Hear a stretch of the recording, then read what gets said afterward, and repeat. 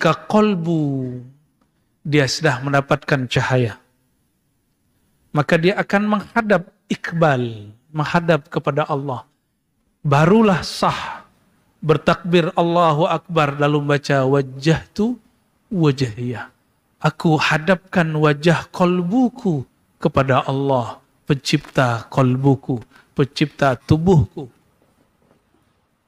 Tapi apabila kolbu belum bercahaya, maka dia idbar. Lisannya baca takbir, mulutnya berqomat kamit wajjahtu, tapi kolbunya idbar, kolbunya mengingat selain Allah Subhanahu wa taala. Maka ciri-ciri kolbu yang sudah iqbal, dia sudah mentalak dunia di kolbunya walaupun masih ada di tangannya. Ya, jangan talak dunia dengan tangan. Tubuh ini masih perlu dunia. Yang Allah pandang bukan tangan kita, yang Allah pandang kolbu.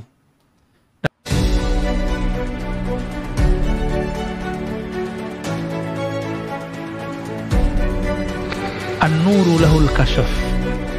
Cahaya itu berfungsi menyingkap mana yang gelap. Maka tadi saya bertanya, jika kita pegang kitab, pegang mushaf, mampukah baca jika lampunya mati, padam? Kita tidak mampu baca. Maka nur masuk ke dalam kolbu, dia mampu membimbing kita membaca mana yang sudah tersurat. Wal basirah laha al-hukm. Lalu mata ini mata yang zahir, yang melihat namanya basar. Ini namanya ain. Yang melihat namanya basar. Namun yang melihat kebenaran namanya basirah. Dia adalah ainul qalb, matanya qalbu. Ainul basar, ini dia. Ainul basirah ada di dalam qalbu. Ya. Al-basirah ini dia bertugas lahul hukmu, dia menghukum, dia mengatakan, dia memutuskan ini baik, ini buruk. Nah, cara menghidupkan basirah ini setelah kita bersolawat dan belajar ilmu, beristikharah. Istikharah adalah latihan menghidupkan basirah. Maka setiap hari beristikharahlah dengan semua urusan kita. Insya Allah kalbunya akan mempunyai mata batin disebut basirah. Dan kalbu itu sendiri yang menjadi wadah daripada nur dan basirah. Lahul iqbal wal idbar. Inilah yang paling penting. Jika kalbu dia sudah mendapatkan cahaya, maka dia akan menghadap iqbal, menghadap kepada Allah.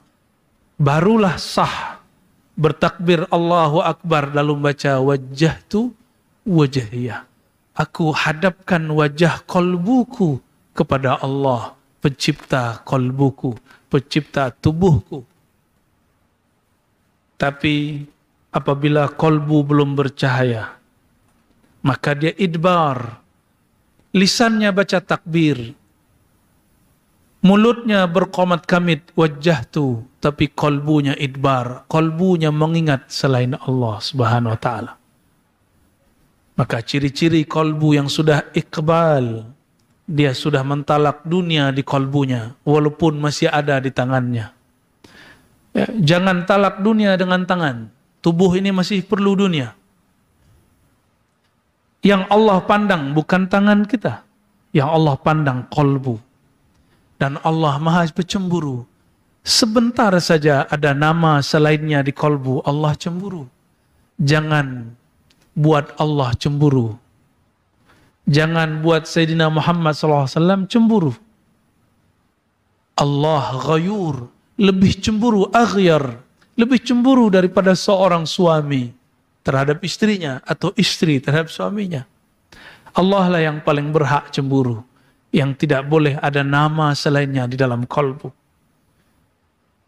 Maka dalam hadis Nabi dikatakan izhad fid dunya yuhibbukallah. Bagaimanakah caranya menjadi kekasih Allah? Izhad fid dunya. zuhudlah di dalam dunia, bukan anid dunia. Berarti bukan izhad tinggalkan dunia, bukan. Engkau bergelimang dunia, tapi izhad fid dunia. Tapi jangan masukkan dunia ke dalam kolbumu. Yuhibbukallah, Allah langsung cinta kepadamu. Kalau kita suka meminjam memakai punya kawan, punya tetangga, tetangga tidak senang.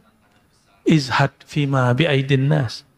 Tahanlah dirimu, jangan gunakan punyaan kawan-kawanmu, tetanggamu, maka kawanmu akan senang kepadamu. Coba kawan kita yang suka pinjam duit, jika dia call kita, angkat enggak? Enggak. Wah, minjam duit lagi nih, ya. Tutup. Ketuk pintu, sepertinya mau pinjam kereta lagi nih, ya. Kita kunci pintu. Begitu juga Allah Subhanahu wa taala. Bapak Ibu tahu, tuan puan, sahabat, saudara-saudari kimakan Allah, inilah sedikit mengenai hikam. Ya, masih banyak yang belum kita syarah mengenai hikam. Ya. Semoga Allah Ta'ala melimpahkan nur di dalam kalbu. Bagaimana caranya? Perbanyak salawat. Ya. Tapi sebelum bersalawat, mulai dengan syahadat. Setelah syahadat, bersihkan dulu anggota tubuh dan bersihkan juga kalbu. Sehingga nurnya tidak campur aduk dengan cahaya, dengan kegelapan. Kalau nur campur aduk dengan kegelapan, menjadilah pelangi. Kalbunya nanti tidak jelas. Bersihkan dulu, istighfarkan. Istighfarkan dengan istighfar batin. Ya. Baru setelah itu bersolawat. Maka siapa yang belum mantap, belum kuat azamnya mengambil ilmu dari seorang syekh, perbanyaklah solawat. Karena solawat ala Nabi SAW, mursyidun, yurshiduhu ila syaikhihi. Nanti solawat dia akan hantar dia kepada mursyid. Maka ciri-ciri orang-orang dapat cahaya, dia cinta solawat. Dan yang kedua, dipertemukan dengan guru yang di kolbunya bertahta nur Sayyidina Muhammad sallallahu alaihi wasallam. Bagaimana Ustaz? Khalas? Ada soal jawab? Ada? Tak? Nah.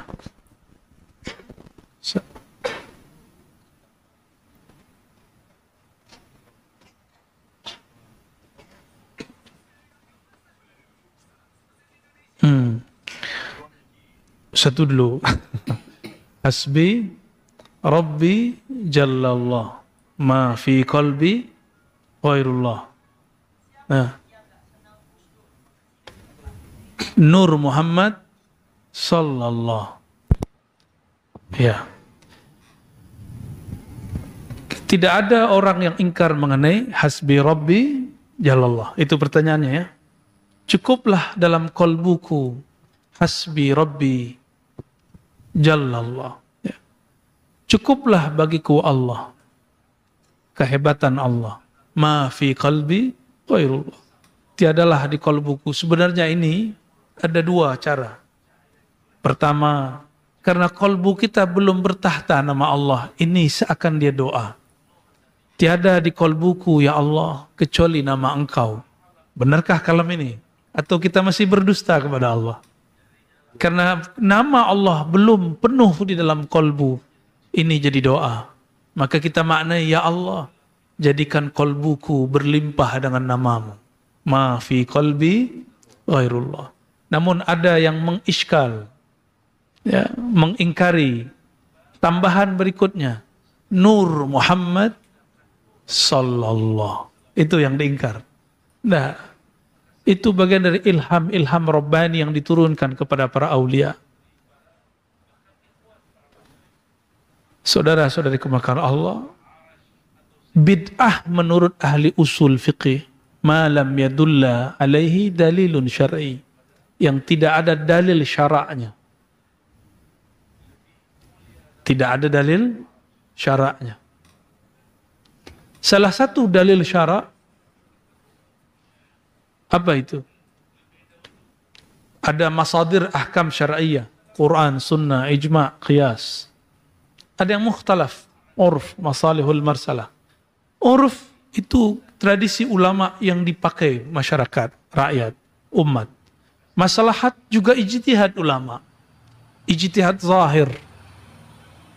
Ulama, fuqaha. Maka jika ada maslahat walaupun tidak ada dalam Al-Quran dan sunnah, dia bukanlah bid'ah. Sama. Ahli ma'rifat pun mereka punya masadir selain maslahat uruf, selain qaulus sahabi. Apa itu? Man ra'ani fil manam faqad ra'ani. Man ra'ani faqad ra'al haq. Siapa yang bertemu aku dalam mimpinya, dia akan bertemu aku dalam jaga. Siapa yang bertemu aku faqad ra'al haq, dia benar-benar bertemu aku. Fa inna syaitan la yatamatsalu bi, karena syaitan tidak pernah menyerupai aku. Tubuh Sayyidina Muhammad SAW sudah wafat. Tubuhnya, ruhnya wafat. Yang mengatakan Nabi mati su'ul adab. Karena ayatnya mengatakan la taqulu liman yuqtalu fi sabilillahi amwat. Jangankan sayyidus syuhada, sayyidul anbiya, para syuhada yang bukan nabi, bukan wali, wali-wali besar, dia syuhada saja. Tidak boleh kita katakan amwat. Maka saya bertobat kepada Allah. Jika dahulu pernah mengatakan nabi mati, ini su'ul adab. Allah yang larang. 2 kali ayatnya mengatakan la taqulu, jangan pernah engkau katakan dia mati. Itu syuhada. Lebih mulia syuhada atau anbiya. Dan sayyidul anbiya wal mursalin Sayyidina Muhammad sallallahu alaihi wasallam. Apa dalil Nabi Allah hidupkan selalu?